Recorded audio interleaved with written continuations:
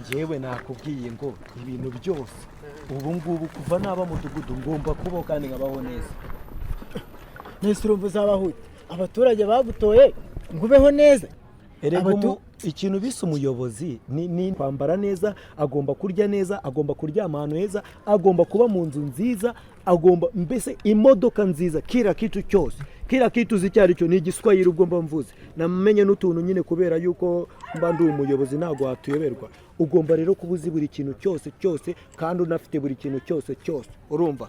Ubwo rero niyo mpamvu nahisemo kuzajya ngenda n'ibiceri. Iyi kayi nazanye no kugira ngo tugende dutuburira abantu. Noneho kanyota narubu ubu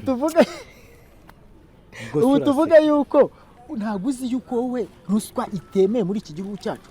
Ubu uragira ngo bazagufunge nk'abo njya mbona hari imyaka mike se ariko jya umenya